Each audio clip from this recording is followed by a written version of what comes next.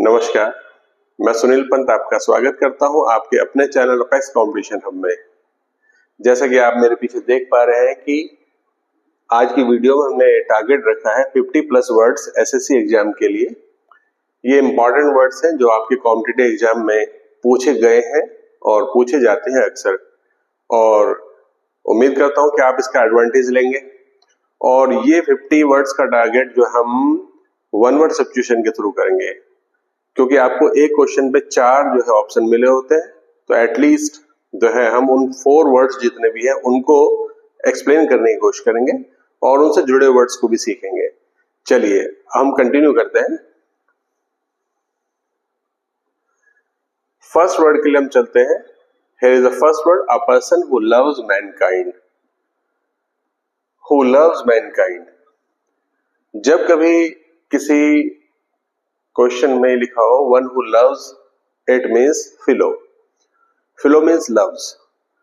तो यहाँ पे हम देखते हैं यहाँ मिजो वर्ड दिया हुआ है, यहाँ भी मिजो वर्ड दिया हुआ है, यहाँ भी मिजो वर्ड है। इसका मीन्स हो गया ये हेट करने वाले वर्ड्स हैं। तो फिलेंथ्रोपिस्ट इसका आंसर होगा फिलेंथ्रोपिस्ट। फिलो मीन्स पसंद करना, मिजो मीन्स ना पसंद करना। अब इन वर्ड्स के मीन्स क्या है? यहाँ वर्ड दिया हुआ है ये मिसोजिनिस्ट। मिसोजिनिस्ट जो है a person who dislikes women. Misogynist is a person who dislikes women, मतलब महिलाओं से नफरत करने वाला व्यक्ति मिसोजिनिस्ट है। फिलैंथ्रोपिस्ट, अब फिले माने पसंद करना है, a person who loves mankind and helps them, मानवता प्रेमी।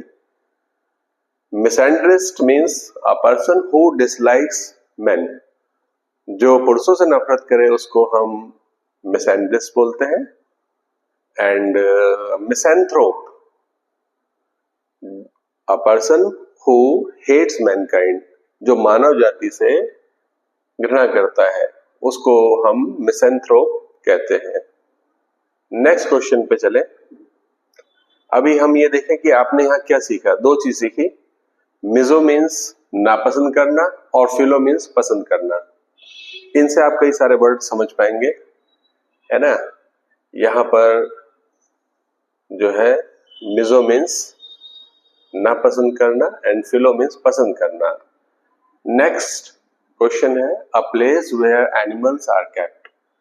वो जगह जहां पर जानवरों को रखा जाता है। तो first option is zoo, second aviary, third is aquarium, fourth apiary. इसका आंसर जो है वो है zoo. Zoo is the place where animals are kept and aviary is the place where birds are kept. This is a cage type place where birds are kept and aquarium where water animals or plants are kept. Okay, we will see them in the explanation what it is all about. देखते हैं। यहाँ पर ये हिंदी और English में इसलिए लिखे हैं कि आपको हिंदी से उसका आइडिया मिल जाए, और कई बार हमारे पर नया वर्ड है और एकदम उसे लर्न नहीं कर पा रहे हैं और नहीं उसकी ग्रास्पिंग हो रही है, तो हिंदी लैंग्वेज आपकी उसकी हेल्प करेगा। Zoo, a place where wild animals are kept, चिड़ियाघर। Aviary, a large enclosure for birds, that is पक्षियों के लिए जो बहुत बड़ा पिंजरा बनाया गया है, that is aviary. Aquarium is a tank for aquatic animals and plants, जो पानी के जानवर हैं और पौधे हैं उनके लिए जो आपने टैंक बनाया है वो एक्वेरियम है, जलजीव गृह, जलजीवशाला। Apiary is a place where bees are kept, और एपियरी वो जगह है जहां पर हम मधुमक्खियों को रखते हैं, और मधुमक्खी पालन स्थल जो है वो उसके बॉक्सेस जो है that is apiary. Apiary. Next, third question is one who studies the evolution of mankind. तो mankind के डेवलपमेंट, उद्भव और विकास के बारे में जो अध्ययन कर रहे हैं उसके बारे में हमें जानने को कहा गया है। पहला ऑप्शन बता रहा है misanthropist, second philologist, third sociologist, fourth archaeologist. Anthropologist का आंसर है एंथ्रोप मीन्स होता है मानव। फिलोलॉजिस्ट लैंग्वेजेस का अध्ययन करता है, स्टडी करता है। समाज का जो अध्ययन करता है सोशियोलॉजिस्ट कहलाता है। और आर्कियोलॉजिस्ट पुरानी चीजों का, पुरातत्व चीजों का जो अध्ययन करता है। एक्सप्लेनेशन में हम चलते हैं, what they are all about. Anthropologist, one who studies the evolution and development of mankind, जो मानवता के विकास और उद्भव को पढ़ना, अध्ययन करता है, उसको हम बोल रहे हैं मानव विज्ञानी। Philologist, a person who studies languages and their development and their origins. भाषा कहाँ से बनी है, उनका विकास कैसे हुआ है, उनका जो अध्ययन करता है वो भाषाविद कहलाता है, philologist. Sociologist, a person who studies society and social behavior, समाज, सामाजिक व्यवहार, इसके अध्ययन करने वाले को सोशियोलॉजिस्ट, समाजशास्त्री बोल रहे हैं। Archaeologist is a person who studies ancient ruins and artifacts, तो पुरातत्व, पुरानी चीजों का अध्ययन करने वाला आर्कियोलॉजिस्ट कहलाता है। यहाँ पर हम अगले क्वेश्चन पर चले तो ये हमारे पास आ गया है क्या, फियर ऑफ वाटर। पहले हम ये समझे what fear is. Fear a natural feeling है। अगर कोई व्यक्ति मान लीजिए जंगल से गुजर रहा है तो उसे जंगली जानवरों का डर होना स्वाभाविक है। लेकिन अगर वो अपने घर में बैठा है और उसे ये डर लगने कोई बाघ और तेंदुआ आके उसे खा दे, तो ऐसा डर जो है वो फोबिया कहलाता है। वो फियर जो है इलॉजिकल है और ऐसे डर को हम फोबिया बोलते हैं। तो यहाँ देखते हैं फियर ऑफ वाटर, ये क्वेश्चन है हमारा। और जो वर्ड है हमारे पास ऑप्शंस में किए हुए, acrophobia first, hydrophobia second, claustrophobia third और निक्टोफोबिया फोर्थ। निक्टोफोबिया में अंधेरे से डर लगता है हमको, क्लस्ट्रोफोबिया में बंद स्थान से डर लगता है, हाइड्रोफोबिया में हमें पानी से डर लगता है और एक्रोफोबिया में ऊंचाई से डर लगता है। एक्सप्लेनेशन बाद में देखें। पहले ऑप्शन हमारा कौन सा बना है, बी। हाइड्रोफोबिया एक डिजीज भी है। जब हमें रेबीज इन्फेस्टेड डॉग जो है काट दे किसी को, तो वो पेशेंट जो है उसको पानी से डरने लगता है, वो घबराहट बीच में, पानी देख कर दूर भागता है, लेकिन उसे प्यास लगती है, पानी वो पी नहीं पाता है। तो ये बीमारी हमारे को हाइड्रोफोबिया के नाम से हम इसे जानते हैं। और अदर वर्ड्स को हम जानने की कोशिश करते हैं। देखें फर्स्ट वर्ड जो एक्रोफोबिया, फियर ऑफ हाइट्स, ऊंचाई से भय। अगर ऐसा व्यक्ति कहीं ऊंचे स्थान पे खड़ा हो, कहीं ऊंची बिल्डिंग पे खड़ा हो और किसी ऊंचे स्थान पर से रख पहुंचा दिया जाए तो वहां से तो उसे डर लगेगा। वो एयरप्लेन में जा रहा हो तो इन सब चीजों से, ऊंचाई को देख के उसे डर लगेगा। हाइड्रोफोबिया मैं अभी एक्सप्लेन किया हूं।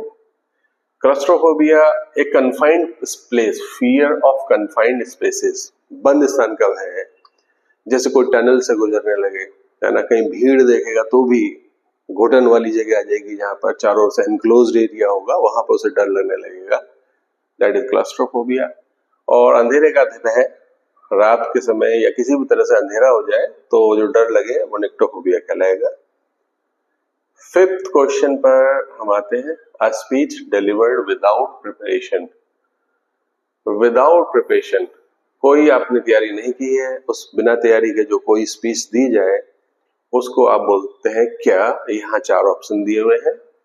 First option is soliloquy, second is monologue, third is extempore, fourth is dialogue.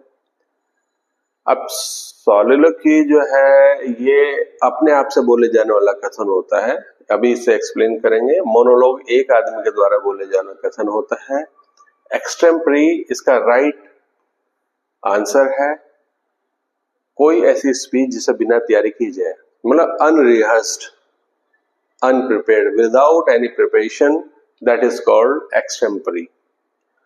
अगर किसी स्टूडेंट को क्लास में किसी टॉपिक पर बोलने को कहा जाए और उसकी पहले से तैयारी नहीं है, तो वो आकर जब अपनी स्पीच देगा तो वो कैसे बोल रहा होगा, एक्सटेम्परी। It the speech will be extempore. What dialogue is, that is संवाद। जब जो है कई व्यक्ति या दो व्यक्ति बोलते हैं या ज्यादा व्यक्ति बोलते हैं तो संवाद कहलाता है। यहाँ पे इसकी एक्सप्लेनेशन को चलते हैं। Soliloquy, a speech given by a character alone on a stage, जब एक व्यक्ति ही बोल रहा है केवल, और ये व्यक्ति कैसे बोल रहा है, खुद से बोल रहा है। जैसे कई बार हम देखते हैं कि कोई डिप्रेशन में है, वो खुद से खुद बोला जा रहा है, तो वो सॉलिलोक्वी है, स्वगत कथन, अपने से कही गई कोई कथन को हम सॉलिलोक्वी बोल रहे हैं। विलियम शेक्सपियर के जो फेमस ट्रेजेडीज हैं उसमें हैमलेट में जो है फेमस सॉलिलोक्वीज है, टू बी और not to be. Monologue, a long speech by one actor, एक ही एक्टर आके अपना डायलॉग कोई बात कह के जाएगा तो that is monologue. Robert browning के बहुत फेमस मोनोलॉग्स हैं, फेमस बहुत ज्यादा, वो उन्हीं से फेमस हुए थे मोनोलॉग्स। एक्सटेम्परी मैंने बता ही दिया है बिना तैयारी के। और dialogue, the conversation between two और मोर पीपल, दैट इज संवाद। सिक्स्थ क्वेश्चन पे चलते रहे। A person who compiles a dictionary, संग्रहण कर रहा है किसका, डिक्शनरी का कोई व्यक्ति, तो क्या कहलाएगा। चार ऑप्शन किस तरह से देखते हैं, publisher, editor, lexicographer, linguist. Publisher जो प्रकाशक है, जो पुस्तकें छाप रहे हैं, इस काम से जुड़े हुए हैं, पब्लिकेशन से। एडिटर संपादक है, जो उनका संपादन कर रहे हैं, उसमें चेक कर रहे हैं, एडिट कर रहे हैं। और लेक्सिकोग्राफर इसका जो है सही आंसर है, जिसका मीन्स होता है शब्दकोश लेखक। शब्दकोश लिखने वाले जो लोग हैं, they are lexicographer. And linguist भाषा शास्त्री, लिंग्विस्ट भाषा शास्त्री जो कई भाषाएं बोल सकता हो तो लिंग्विस्ट कहते हैं। अब मोनोलिंग्विस्ट, अब मोनो लगाएंगे, मोनो मीन्स एक, मोनो, मोनो मीन्स वन। मोनोलिंग्विस्ट एक भाषा बोलेगा। बाइलिंग्विस्ट तो दैट इज दो भाषाएं बोलने लगेगा। और लिंग्विस्ट कई सारी भाषाएं बोलने लगेगा। And polyglot is also for word for linguist. Polyglot expert person है, वो लिख सकता है, बोल सकता है भाषाओं का, उसका स्टडी काफी गहरी होती है। यहाँ पढ़ते हैं फिर दोबारा से एक्सप्लेनेशन में चलते हैं। Publisher, a person who prepares and issues books, तो ऐसा व्यक्ति पब्लिशर है। Editor, a person who is responsible for content quality, content quality को देखना काम जो एडिटर का है। A person who compiles dictionaries, dictionary का जो कंपाइल कर रहा है वो लेक्सिकोग्राफर है, शब्दकोश लेखक। A person skilled in languages, जो भाषाओं का ज्ञानी है, जिसने उसका अध्ययन किया है, वो लिंग्विस्ट है, वो भाषाविद है। नेक्स्ट क्वेश्चन पर चलें। A government by a king और queen, first word is democracy, second monarchy, third oligarchy and fourth anarchy. हमारे पास किंग वर्ड से जुड़ा हुआ वर्ड जो है मोनार्क से निकला वर्ड मोनार्की, राजतंत्र, राजशाही, राजतंत्र। डेमोक्रेसी लोकतंत्र है, ओलिगार्की कम लोगों की सरकार है, और एनार्की अराजकतावाद है। क्या चीज है, इनको हम एक्सप्रेशन पे चलते हैं। Democracy government by the people, लोगों के द्वारा जो सरकार है वो लोकतंत्र। Monarchy government by king. Oligarchy controlled by a small group of people, oligarchy अल्प लोगों द्वारा चलाई गई सरकार। एनार्की एब्सेंस ऑफ गवर्नमेंट, तो जब सरकार, हम लॉलेसनेस की स्टेट को एनार्की बोलेंगे, नॉन गवर्नेंस की स्टेट को एनार्की बोलेंगे, कंप्लीट डिसऑर्डर एंड केओस की स्थिति को एनार्की बोलेंगे, अराजकता। यहां पर हम अगले वर्ड के लिए, क्वेश्चन के लिए चले, तो ये है a person who can not be corrected, जिसको सुधारा ना जा सके, उसके बारे में पूछा गया है। यहाँ पर चार ऑप्शन देखिए ध्यान से।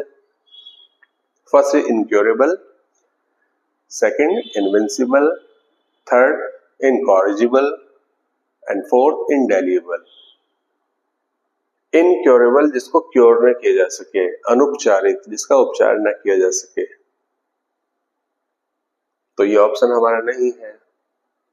इनविंसिबल, जिसको जीता ना जा सके, अजय।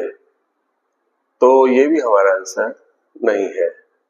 इनकॉरिजिबल, जिसे सुधारा ना जा सके, ये इसका राइट ऑप्शन है। इंडेलिबल, जिसे मिटाया ना जा सके, डिलीट ना किया जा सके, ऑब्लिटरेट ना किया जा सके, रिमूव ना किया जा सके, उसके लिए वर्ड है ये सब।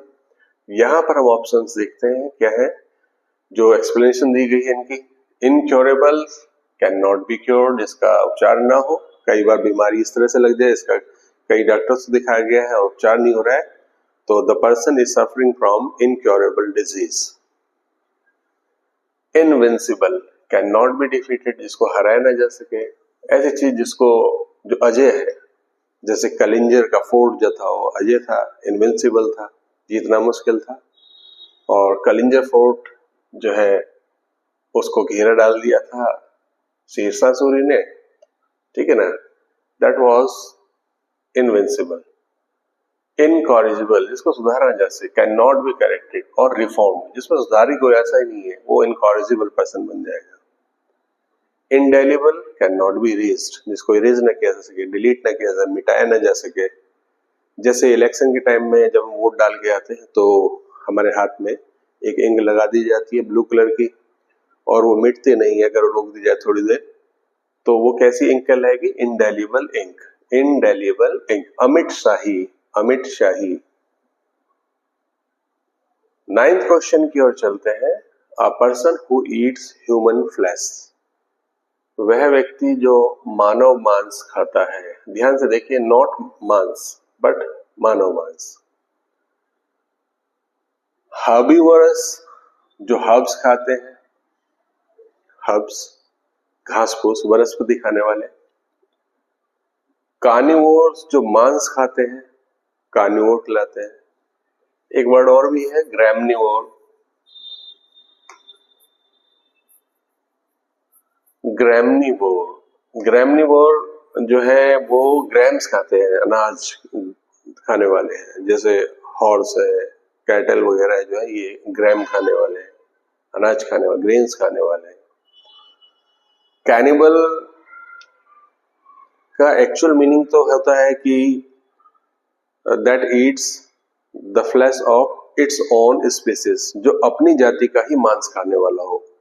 तो ऐसे तो ये सांप हो सकते हैं, क्योंकि एक सांप दूसरे सांप को खा जाता है। ये मछलियां हो सकती हैं, क्योंकि बड़ी मछलियां छोटी मछलियों को खा सकती हैं। कई बार शेर अपने बच्चों को खा जाता है। तो कैनिबल का तो मीन्स ये होता है, कई बार मानव मानव को खा जाता है। और क्योंकि यहाँ पे अ पर्सन लिखा था और मानव ने मानव अपनी जाति का मांस खाना है, इसलिए कैनिबल ओके है। अब सोचे अगर कोई शेर आदमी को खा ले तो वो कैनिबल नहीं बन जाएगा, वो मैन ईटर बनेगा। मैन ईटर, ठीक है ना। अपनी जाति का मांस खाने वाले के लिए भी आपको वर्ड क्या यूज करना है? कैनिबल यूज करना है। एंड ओमनिवोर का मीन सर्वाहारी है। यहां पर हम चलते हैं अगेन एक्सप्लेनेशन की तरफ। Herbivore, an animal that eats plants, plant खाने वाला है, शाकाहारी है। Animal that eats other animals, मांसाहारी। A person who eats human flesh, that is मानवभक्षी, मानवभक्षी, कैनिबल। एंड एन एनिमल और person that eats both plants and meat, omnivore. Generally human beings को जो है ओमनिवोर में रखा गया है, सर्वहारी, सर्वभक्षी। नेक्स्ट हम क्वेश्चन की तरफ चलते हैं। अ person who looks at the bright side of things, वो जो ब्राइट साइड पे नजर रखता है वो क्या कहलाता है? देखते हैं। फर्स्ट ऑप्शन है पैसिमिस्ट, निराशावादी, नेगेटिविटी फैलाने वाला है, नेगेटिव एस्पेक्ट्स को देख रहा है। ऑप्टिमिस्ट, ये है आशावादी। The person who looks bright side of things, optimist, आशावादी, सकारात्मक उसकी सोच है, पॉजिटिव अप्रोच है उसकी लाइफ और अदर उसकी हैंडलिंग के लिए। रियलिस्ट, यथार्थवादी, accept everything whatever it is, जैसा है वैसे एक्सेप्ट कर लिया, अच्छा है अच्छा, बुरा है बुरा, यथार्थवादी। स्केप्टिक, संशयवादी, शक करता है, पुरानी नई जो मान्यता अभी चली है, स्टैब्लिश्ड जो हमारे पास, कस्टम्स हो सकती हैं, मे बी रिचुअल्स हो सकती हैं, मे बी प्रैक्टिसेस हो सकती हैं, उन सब के लिए जो शक करने वाला आदमी वो स्केप्टिक कहलाता है। इसको एक्सप्लेनेशन में चलते हैं। यहां पर हम देखते हैं pessimist, a person who seize the worst aspects of the thing. बदतर चीजों को, पक्ष को देखने वाला है व्यक्ति। निराशावादी, पेसिमिस्ट, हमेशा डूबी हुई बात करेगा, निराशा की बात करेगा, हार की बात करेगा, कमी की बात करेगा, कमजोरी की बात करेगा। अ person who looks at the bright side of things, optimist, आशावादी। इसके विपरीत ये जीत की बात करेगा, अच्छे पक्ष की बात करेगा, उजाले की बात करेगा। Realist, accepts situation as they are, जैसा है वैसे एक्सेप्ट कर ले, ओके, वो रियलिस्ट है। यथार्थवादी, doubts accepted opinion, accepted opinion जो है उनके लिए भी जो डाउट करे, संदेह करे, डिसबिलीव करे, है ना, उस पर्सन को आप स्केप्टिक कहेंगे और उसे हिंदी बोलेंगे संदेहवादी। इस तरह से एक सेट हमने पूरा किया है और जो मैं एक्सप्लेन किया हूँ कुछ वर्ड्स उसके साथ आए हैं। 40 वर्ड्स आपके पास सीधे सीधे आए हैं। नियर अबाउट 50 के आसपास ये वर्ड्स बने होंगे, तो उनको पढ़िए, देखिए, जानिए, अपने नोट्स बनाइए। केवल वीडियो देखने पर से कुछ नहीं होगा, नोट्स बनाया जा रहा है। नोट्स मेकिंग बहुत जरूरी है और नोट्स मेकिंग से आप उन चीजों को बार बार फिर आप रिवाइज कर पाएंगे अच्छे से। अपने हाथ से लिखे हुए नोट्स जो है वो आपको ज्यादा याद करवाएगा, ना कि यही पीडीएफ में आपको पकड़ा दूं तो आप उसकी वैल्यू नहीं समझ पाएंगे। तो मैं उम्मीद करता हूं आप कुछ अच्छा और नया सीखे होंगे इसमें, जो आपके लिए बहुत प्रेशियस होगा। और that's all for today. We will carry on with this और जस्ट टेक